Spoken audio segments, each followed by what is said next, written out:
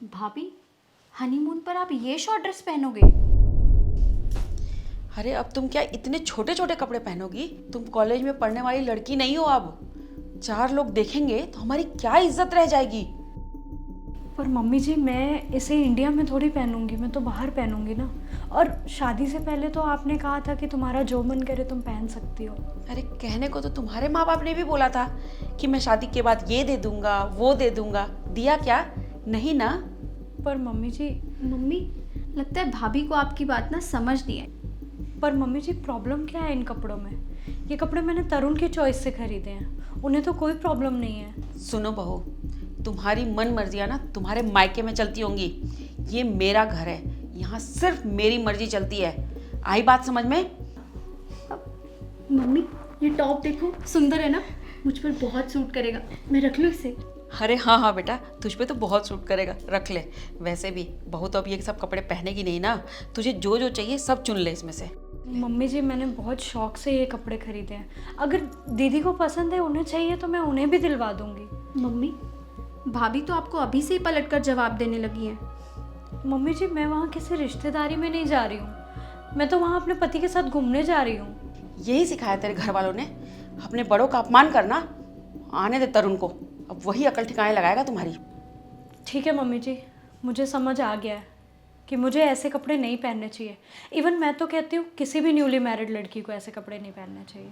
वाह मम्मी, आपकी बात का तो बड़ी जल्दी असर हो गया भाभी पर। कितनी जल्दी मान गई भाभी। नमस्ते आंटी जी, मैं बोल रही हूँ प्रिया की भाभी। कैसे हो आप? हाँ जी, हम भी बढ़िया। अच्छा, आपसे ना एक बात करनी थी। आपको तो पता ही है प्रिया कितनी शर्मीली है। हाँ जी, तो वो ये कह रही थी कि आप जो भी शगुन में कपड़े भेजना चाहते हैं ना, उसमें कोई भी वेस्टर्न वेयर ना हो, सारे इंडियन वेयर हो। इवन ना जीन्स टॉप भी नहीं होना चाहिए। वो आपसे कहने से शर्मा रही थी, इसलिए उसने कहा कि भाभी आप ही कह दो। मैंने तो कहा उसे, सासू माँ है तुम्हारी, तुम खुद बता दिया करो। पर नहीं, वो तो आपकी बहुत रिस्पेक्ट करती है ना, कहाँ कहेगी। अच्छा ठीक है आंटी जी, फिर मैं रखती हूँ, मिलते हैं फिर। ठीक है, नमस्ते। बहू, ये क्या बदतमीजी है? किससे पूछ के तूने फोन मिलाया ये? क्यों मम्मी जी, मैं इस घर की बहू हूँ, प्रिया से बड़ी हूँ, तो मेरा फर्ज नहीं बनता कि मैं उसे प्रोटेक्ट करूँ? मम्मी, भाभी ने तो सब खराब कर दिया। शिवानी, ये तुमने बिल्कुल ठीक नहीं किया। अरे अगर प्रिया डालना चाहती है तो तुम कौन होती हो रोकने वाली? एग्जैक्टली मम्मी जी, जब मैं पहनना चाहती हूँ तो फिर आप मुझे क्यों रोक रही हैं? मैं इंडिया में नहीं पहन रही हूँ, मैं वहाँ पहन रही हूँ जहाँ मुझे कोई जानता भी नहीं है। तो फिर प्रॉब्लम क्या है?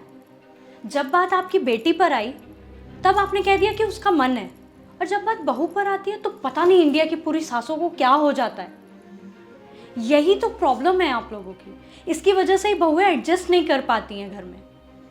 आप जैसी सासें हैं ना, बहू के आने से पहले ही उसे अपना दुश्मन समझ के बैठ जाती हैं, और फिर गलती भी बहू की निकालेंगी कि हमारी बहू ऐसी, हमारी बहू ऐसी। अगर आप चाहती हैं ना कि मैं ये सब ना पहनूं, तो फिर दीदी भी नहीं पहनेंगी, और अगर दीदी ये पहनेंगी तो फिर मैं भी पहनूंगी, और मैं आंटी जी को फ़ोन करके सॉरी भी बोल दूंगी। तो अब आप बताइए कि करना क्या है। ठीक है, तुझे जो डालना है तू डाल लेना। अभी फोन उठा और उनको सॉरी बोल। ठीक है, बोल दिया। और थैंक यू मम्मी जी, आपने मुझे समझा। अरे, अब आप कहाँ जा रही हैं? कम से कम सॉरी तो बोल दो, और उन्हें ये बोलो कि जो भी आपने कहा वो सब आपने अपनी मर्जी से कहा था। सॉरी तो मैं तब बोलूँगी ना जब मैंने किसी को फ़ोन मिलाया होगा, मैंने तो बस नाटक किया था।